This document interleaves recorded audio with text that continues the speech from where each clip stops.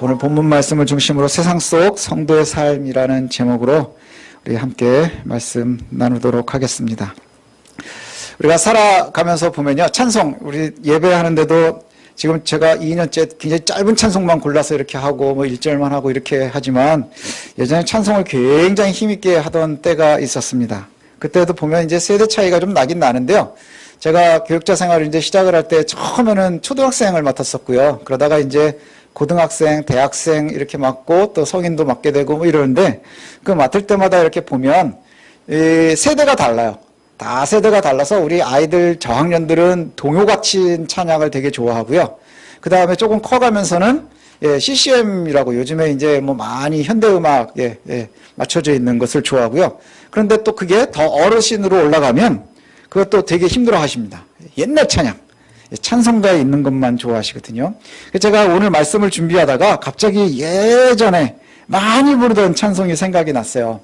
아마 제가 이렇게 소개를 하면 우리 윤이나 사랑이는 저런 노래가 있어? 이러고 관심도 없을 거예요. 찬송가 492장인데요. 제가 이렇게 보면 이 찬양입니다. 죄송합니다. 제가 또 이 주책을 떨어야 될 것 같은데 잠시 세상에 내가 살면서 항상 찬송 부르다가 날이 저물어 오라 하시면 영광 중에 나아가리. 아시죠? 그러면 열린 천국문 내가 들어가 세상 짐을 내려놓고 빛난 면류관 받아 쓰고서 주와 함께 길이 살리. 아셔서 이렇게 웃으시는 분 다 옛날 사람들인 거예요. 사랑이하고 윤희는 관심이 없어요. 모르는 노래니까. 근데 이 가사가요, 보면 잠시 세상에 내가 살면서 찬송 부르다가 날이 저물어서 때가 돼서 오라 하시면 내가 영광 중에 나가겠습니다. 2절은요 좀 치열합니다. 눈물골짜기 더듬으면서 나의 갈 길 다 간 후에 주의 품 안에 내가 안기어 영원토록 살리로다. 그리고 후렴은 열린 천국문 내가 들어가 세상 짐 내려놓고 빛난 면류관 받아 쓰고서 주와 함께 같이 길이 살리, 이겁니다. 여기에 보면 이 찬송이요, 우리는 지나가는 사람들이고 그리고 그 지나가는 길이 어둡고 힘들고 고통스러운 거예요. 하지만 마지막에 문이 닫히고 그 다음에 날이 저물어서 주님께서 우리에게 오라고 하면 우리는 영광 중에 나아갑니다. 그래서 여기에 보니까 또 뭐라고 하느냐면 세상의 모든 짐 다 내려놓고 이제 우리는 빛난 면류관 받아 쓰고 주와 함께 영원히 거할 겁니다. 찬송을 하죠. 근데 가사를 보면요 정말 힘들어요. 그게 뭐냐? 지금 내 세상이 너무 힘들다는 것을 인정을 하고 있는 거예요. 그래서 내가 어두운 골짜기, 눈물 골짜기 더듬으면서 그렇게 가고 있지만 하나님께서 나 승리하게 해주시지 않겠습니까? 이런 찬양이에요. 그리고 이 찬양은 사실은 본래대로 부르면 뭐 어떻게 불러야 되냐면 흑인 연가처럼 불러야 돼요. 뭐 이러고 가야 되지 않겠어요? 근데 우리나라 사람들은, 한국 사람들은 흥의 민족 아닙니까? 그래서 장례식장 음식이나 그냥 잔치집 음식이 다르지 않잖아요. 분위기도 다르지 않아요. 그와 마찬가지로 찬송도 그렇게 불렀어요. 제가 이 찬송을 어디에서 많이 부르는 걸 봤느냐 하면 제가 어렸을 때 부흥회 때, 부흥사경회라는 이름으로 그 부흥회를 할 때 하면 얼마나 전투적으로 부르는지 몰라요. 기억나세요? 그거 갖고 진짜 옛날 분들인 거예요. 막 이래가면서 뭐 거의 해병대 박수 쳐가면서 막 합니다. 근데 가사가 그럴 가사가 아니에요. 그래서 제가 이 찬양을 이렇게 보고 또 말씀을 준비하다가 이게 참 성도의 삶이 이런 거구나. 눈물 나고 힘들고 고통스럽고 어렵지만 그러나 전투적으로 나아가는 거예요. 전투적으로 나아가는데 그게 그냥 모든 걸 포기한 게 아니라 최후의 승리자가 우리인 것을 이미 알고 신뢰하고 있음. 이것에 대한 고백 아니겠어요? 정말 슬픈데 그러고 있으면 제정신 아닌 거죠. 그런데 승리자라고 하는 것을 갖다가 우리에게 말씀하고 있는 거예요. 이 고백이 오늘 베드로전서 2장의 말씀입니다. 11절에도 보면 이렇게 얘기하거든요. 사랑하는 자들아, 거류민과 나그네 같은 너희. 그러니까 우리가요, 거류민이고 나그네인 거예요. 우리가 나그네 같은 사람이래요. 나그네는요, 어떤 사람인가요? 자리 잡고 사는 사람들이 아니고 뜨내기들이에요. 지나가는 사람들, 거류민들, 지나가는 사람들이에요. 그리고 우리는 그냥 지나가요. 한순간 지나가요. 이것에 영원히 있지 않는다는 이야기지요. 그러니 이 땅에 사는 요 순간순간에 너희들이 너무 치중하지 말라는 거예요. 너무 치중하지 말라. 그러면서 또 이 얘기를 합니다. 그러면서 어떻게 살아가야 되느냐? 너희가 영혼과 거슬려 육체의 정욕을 제어하라. 영혼의 삶을 살아야 되고 육체를 정욕을 제어하라. 이게 뭐예요? 죄지지 말고 하나님 원하시는 삶을 살라는 거예요. 하나님께서 바라시는 삶, 그것을 갖다 살아내야 되는 것이 우리가 살아가야 될 길이다. 그러니 이 땅에 사는 동안에 여기에 악하고 어렵고 힘든 것, 그게 세상이잖아요. 그곳에서 너희가 힘들지만 너희는 여기를 지나가는 자들이니까 끝까지 너희들은 어떻게 살으려는 거예요? 하나님의 백성답게 살아라. 육체의 정욕을 따라 살지 말라. 그런데 이게 힘든 이유가 뭐냐? 주변에 보면 이방인들, 믿지 않는 사람들, 하나님을 알지 못하는 사람들은 우리한테 손가락질 할 거래요. 뭐라고 손가락질하냐? 야, 니네 잘못 살고 있는 거야. 그렇게 살면 안 돼. 라고 얘기할 거라는 것이죠. 왜 그럴까요? 이곳에 살고 있는 사람들, 이 세상이 전부인 사람들에게는요, 여기서 잘 사는 것이 중요하죠. 마치 스포츠를 하는 것과 같아요. 그래서 인생을 갖다가 이기느냐 지느냐의 관점으로 많이 보죠. 내가 부자가 될 거냐 가난할 거냐, 건강할 거냐 그렇지 못할 거냐, 내가 얘를 짓밟고 일어나서 승자가 될 거냐 패배자가 될 거냐에만 관심이 많은 거예요. 그러니 스포츠를 하듯이 세상을 살아가요. 제가 정말 빼놓지 않고 보는 게 무차에 찬다라는 프로가 있어요. 축구하는 프로거든요. 제가 축구를 하는 건 힘들어서 심지만 다른 사람들이 막 힘들게 뛰는 거는 보면서 재밌거든요. 근데 이 스포츠가 다 똑같은 게 있어요. 농구도 그렇고 축구도 그렇고 뭐 다 마찬가지예요. 알맞게 파울하는 걸 실력으로 인정을 해줘요. 그렇죠? 역습이 막 올 때 어떻게 해야 돼요? 빨리 파울로 끊는 거예요. 파울이라는 게 뭐예요? 반칙이거든요. 근데 내가 감옥에 가지 않을 만큼의 반칙은 굉장히 잘하는 것처럼 여겨주는 게 스포츠예요. 파울로 끊어요. 근데 경고를 받거나 레드카드를 받아서 쫓겨나면 안 되지만 그렇지 않을 만큼의 파울을 탁 걸어서 끊는 거예요. 세상에서도 그렇게 얘기한다는 거예요. 야, 너 이렇게 해가지고 너 너무 똑바로만 살으려고 하는 거 옳지 않아. 때로는 걸리지 않을 만큼은 편법도 쓰는 게 잘 사는 거야. 그리고 옳지 않은 것이지만 그래도 너희가 여기에는 시류에 잘 부합하면 잘 사는 거야 라고 우리에게 얘기한다는 거예요. 그게 12절의 말씀이거든요. 그렇게 살아가면 너희들이 잘 사는 거야. 그래서 세상과 때로는 타협하고 때로는 파울도 하고 그렇게 살면 너희들이 승리자가 될 수 있을 거고 그 다음에 더 빛 가운데서 거할 수도 있을 거고 이렇게 살아갈 수 있을 거야. 그리고 그것을 갖다가 내가 가지고 있으면 내심 뿌듯할 거예요. 그 뿌듯함이 어디에 있는 건가요? 내가 올바르고 잘 살고 있는 거에 뿌듯함을 느끼기보다는요, 남이 없는 거 내가 가졌을 때 뿌듯한 거예요. 그리고 남이 못하는 거 내가 할 때 뿌듯한 거예요. 다른 사람들은 굉장히 어려울 때 내가 혼자서 잘 되면 뿌듯한 거예요. 그 사람들의 속성 속에 다 있는 것 같아요. 제가 처음으로 차를 구한 적이 있었거든요. 그 친척이 준 이 맨날 쓰는 차를 타다가 처음으로 새 차를 한번 가진 적이 있어요. 조그만 차인데 새 차를 가졌어요. 얼마나 좋은지 몰라요. 세상을 다 구한 것 같은 막 그 느낌이 있잖아요. 그래가지고는 시내를 나갈 일이 있었는데 차를 쫙 타고 나가는데요. 그때 제가 전도사였는데도 창문을 열고 음악을 크게 틀고 팔 이렇게 딱 걸고 아주 건방진 표정을 이러고 막 운전을 하고 갔어요. 막 그러고 가니까 막 세상의 사람들이 다 날 쳐다보는 것 같아요. 아무도 관심 없는데 세상 정말 잘 살고 있는 것 같은 거예요. 창문 열고 음악 크게 틀고 그 민폐잖아요. 가다가 보면 꼴불견이잖아요. 제가 그러고 다녔다니까요. 그럼 막 그러고 갔어요. 여기서 삼성교쯤을 갔는데 갑자기 제 옆에 차가 한 대가 쫙 쓰더라고요. 그래서 뭔가요? 하고 딱 봤더니 갑자기 차 뚜껑이 쫙 열리는 거예요. 그래서 저는 창문을 닫았어요. 그게 우리들의 모습이에요. 그 전까지는 제가 되게 잘 사는 것 같았는데 세상이 그렇거든요. 내가 편법을 쓰고 막 이렇게 살아가고 막 하는 것 같은데 우리가 남보다 조금 낫고 싶어 하는 것, 그것 때문에 때로는 꼴불견일 때가 있는 거예요. 그 꼴불견의 모습, 그게 세상이 우리에게 뭐라고 해요? 네가 잘 사는 거야 라고 얘기한다는 거예요. 그러나 그러해서는 안 된다 이렇게 얘기하는 거예요. 너희들하고는 그렇게 해서 살면 안 되고 어떻게 살아야 되느냐? 우리는 그저 하나님의 영광을 위해서 사는 거예요. 하나님의 영광을 위해서 사는 거예요. 우리 아이들 성경 공부할 때 쓰는 쉬운 성경에 보면 12절 말씀이 이렇게 쓰여져 있습니다. 여러분, 주위에는 믿지 않는 사람들이 많이 있습니다. 그들은 여러분의 잘못 살고 있다고 말할지도 모릅니다. 그러므로 착하게 사십시오. 그들이 여러분의 선한 행동을 보고 그리스도께서 다시 오시는 날에 하나님께 영광을 올려드릴 것입니다. 이 말씀 뭐예요? 지금까지 말씀드린 것처럼 니네들 그렇게 살면 안 돼, 잘못 사는 거야 라고 얘기하겠지만 그러나 니네 착하게 살아. 마지막 때에 믿지 않는 이들도 그리스도께서 다시 오시는 날, 그게 열린 천국문 내가 들어가 하나님과 영광하는 그때에 그들도 이게 맞는 거구나 라고 인정하는 때가 올 거라는 거예요. 믿지 않는 사람들이 우리의 길이 틀렸다라고 얘기하겠지만 결국 그 어둡고 고통스럽고 외롭고 힘든 길에 갔을 때 우리에게 실패자일 거야. 너 그렇게 살면 실패하는 거야 라고 얘기하겠지만 이 땅에 국한돼 살지 않는 우리들에게는요, 이것이 실패가 아니라 결국엔 영광의 길이라는 거예요. 그것을 갖다가 우리에게 말씀하고 있는 거예요. 그러니 너희가 어떻게 살아야 된다고요? 착하게 살래요. 착하게 살래요. 그럼 착하게 사는 게 뭐예요? 거짓말 안 하는 거, 뭐 이런 이야기를 하는 게 그건 아주 당연한 거고요. 성경은 우리에게 그보다 하나 더 위의 것을 요구하세요. 착하게 사는 것, 어떻게 살아야 되느냐? 하나님 원하시는 삶을 사는 거예요. 그리고 그리스도인이라고 하면요, 그리스도인은 어떤 일을 사는 것이 잘 사는 거냐?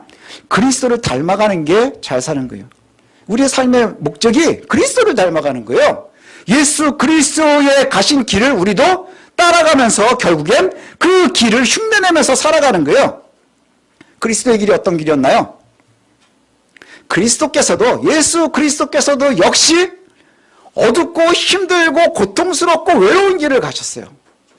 그리고 그 길을 다 감당하신 후에 영광 속에 계시는 거예요.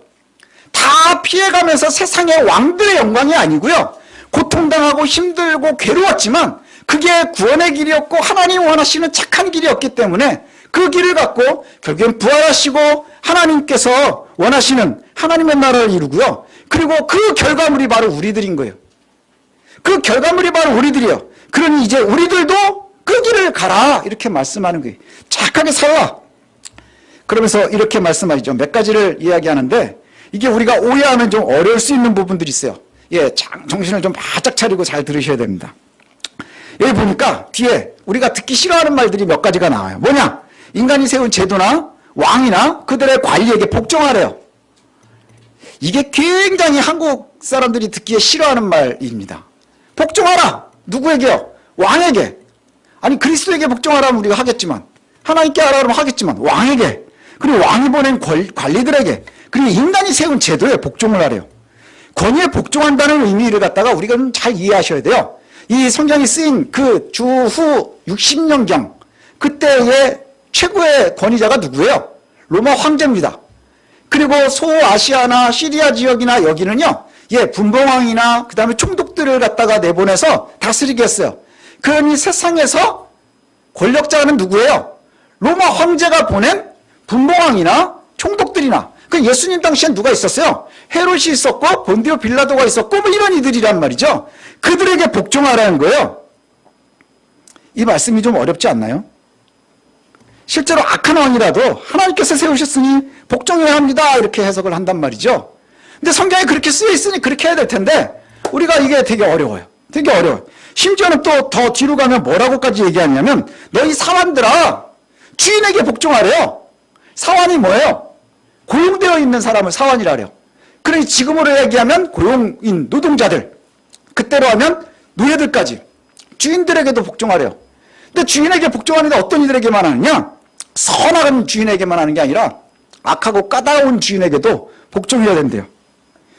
이 말을요, 이 성경 구절을 악하게 사용한 게 누구냐 하면 노예들을 갖다 다스릴 때 그렇게 했어요. 주인에게 복종하라. 그래서 노예들이요, 미국의 그 흑인 노예들이 성경 말씀을 보면서 우리는 본래 이런 이들이구나 그러면서 주인에게 복종하는 게 하나님의 뜻이라고 이렇게 생각을 했었던 때가 있습니다. 근데 이 말씀이 좀 어렵지 않나요? 악에게 복종해라? 세상의 권위에 복종하라? 그럼 이거 어떻게 살아야 되는 건가? 근데 세상에 굉장히 오랜 세월 이것을 오해하던 때가 있었어요. 아까 말씀드린 것처럼 미국의 노예들, 노예제도에서도 이것을 오용을 했었고요. 우리나라에서도 그런 적이 있어요. 또 교회 역사에 보면 그런 역사들이 되게 많습니다. 실수했었던 거 뭐냐?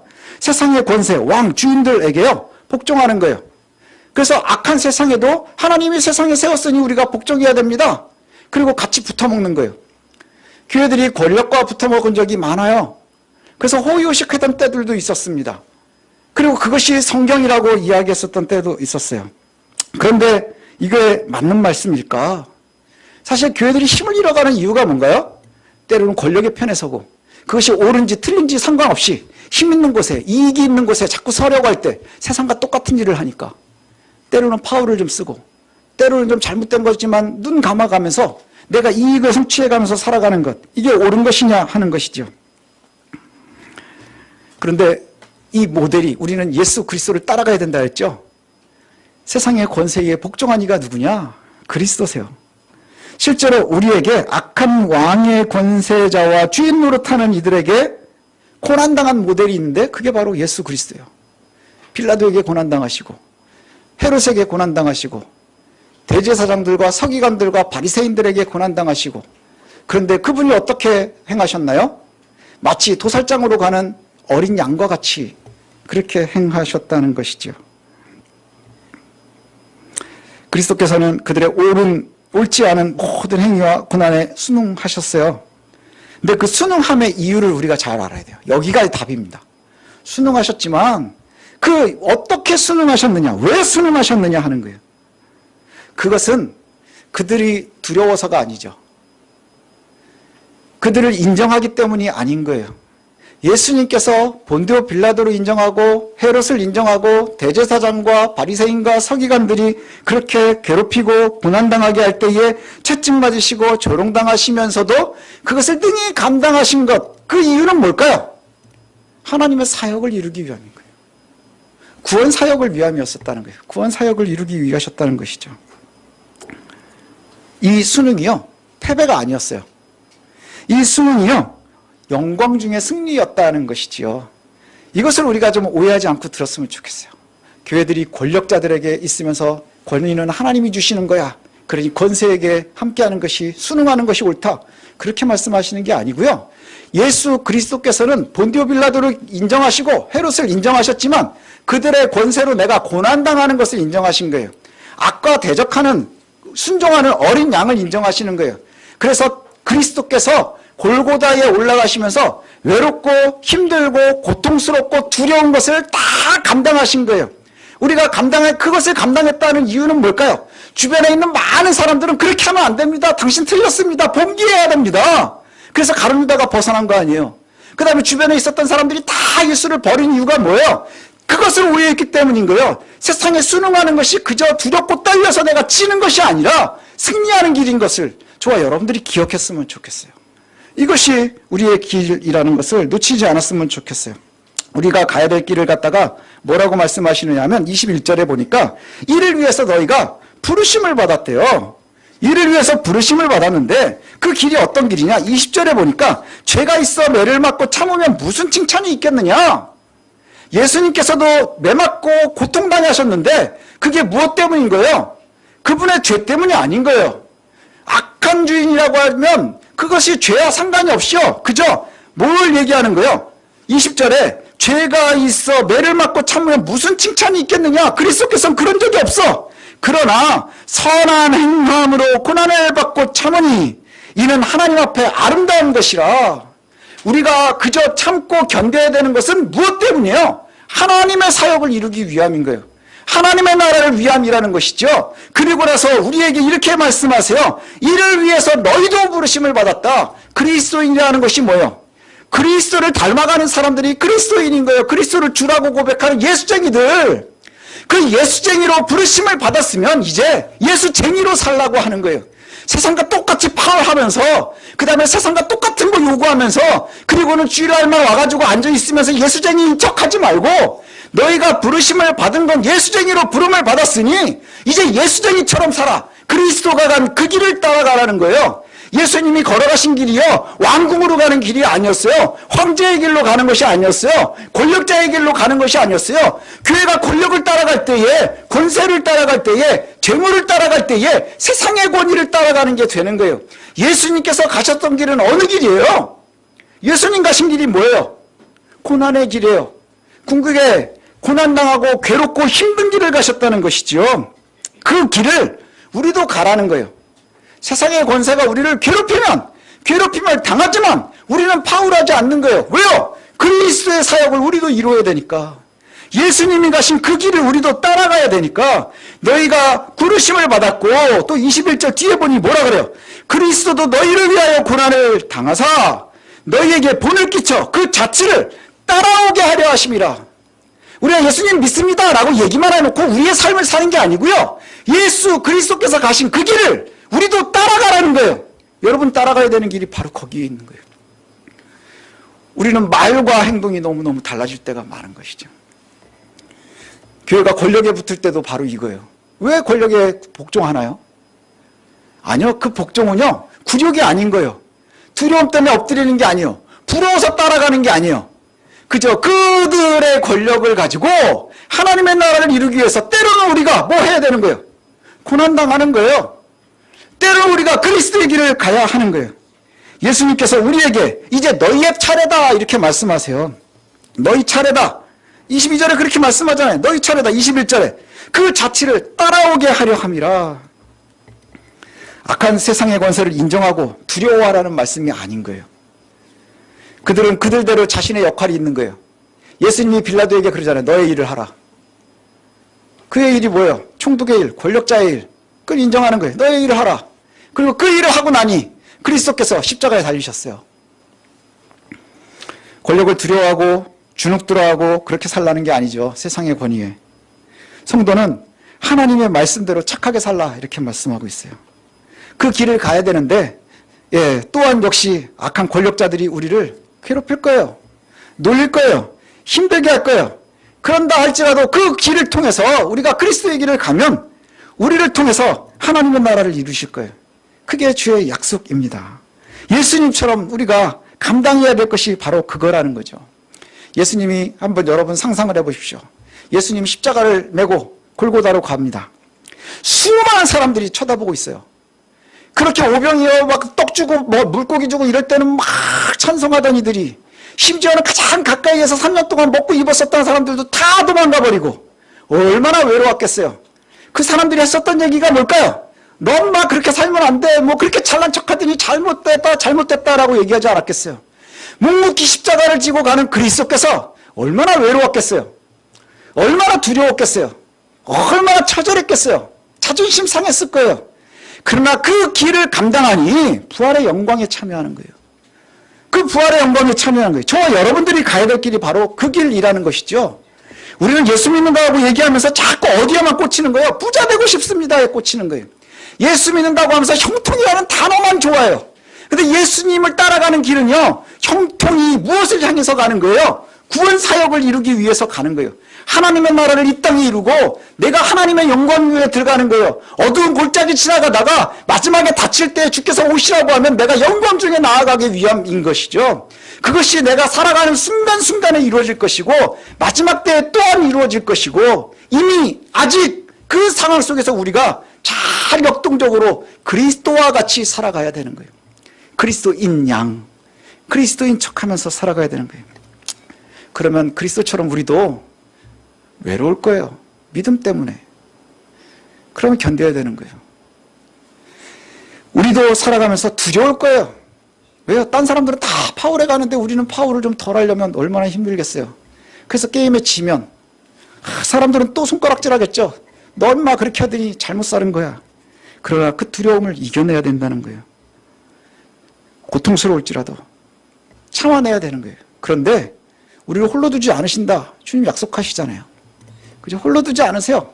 그래서 마지막 때에 영광이 있는 거예요. 그리스도가 패배자라면 우리가 그를 따라갈 이유가 없는 것이죠. 그죠? 그리스도께서는 부활하신 분이에요. 부활하신 예수 그리스도를 우리가 믿고요. 그리고 하나님의 나라를 우리가 소망하고요. 그러니 우리가 지금 견디고 이겨나가는 거예요. 우리의 기도의 제목도 있습니다. 뭐예요? 하나님 이기게 해주십시오예요. 하나님 내가 견디게 해주십시오. 내가 잘 감당하게 해주십시오. 내가 예수님처럼 예수님의 길을 지금 뒤따라가겠습니다. 그러니 우리와 함께 해주십시오. 여기서 하나 더 붙이면, 오늘 성경은 말씀 안 하지만 덧붙이면 이런 기도 하시면 될 것 같아요. 광야에서 너무너무 고통스러워하고 있었던 이스라엘 민족에게 하나님 불기둥으로 함께 하셨잖아요. 나에게도 불기둥을 좀 주십시오. 예, 불기둥을 왜 주셨나요? 밤에 추우니까, 어두우니까 밝혀주시고 갈 길을 좀 알려주십시오. 때로 너무 덥고 힘들면 좀 견딜 수 있도록 구름기둥을 주십시오. 그때그때 견뎌나가는 거 아니에요? 광야가 없어지나요? 아니요, 광야는 없어지지 않아요. 광야는 없어지지 않지만 그곳에서 하나님께서 우리와 함께 하실 때에 때로는 불기둥도 주시고 구름기둥으로 함께 하시고 반석을 쳐서 물을 먹게 해주시고요. 만나로 채워주시는 거예요. 이집트에 있었을 때에 애굽에서의 삶과 같이 화려하지는 않지만 그러나 자유인이 되어서 때로는 힘들고 어렵지만 가나안을 향해 나아가는 거예요. 하나님께서 약속하신 하나님의 나라를 향해서 나아가는 거예요. 그게 우리가 가야 될 길입니다. 저와 여러분들이 그 길을 갔으면 좋겠어요. 세상에서 성도의 삶이 뭡니까? 그리스도인 양 살아가는 거예요. 그리스도의 길을 따라가는 거예요. 자꾸 그리스도의 뒤를 따라간다 이야기하면서 헤롯 궁을 향하고 있지는 않은지, 로마의 황제의 궁을 향하고 있지는 않은지, 죄악이 있을지라도 화려한 것을 더 좋아하지는 않는지 우리가 우리의 모습들을 좀 되돌아봤으면 좋겠고요. 그래서 정말로 하나님께서 우리에게 원하시는 삶이 뭐냐, 우리 아이들 너무 순수한 말로 표현이 돼 있어서 너무 좋은 것 같아요.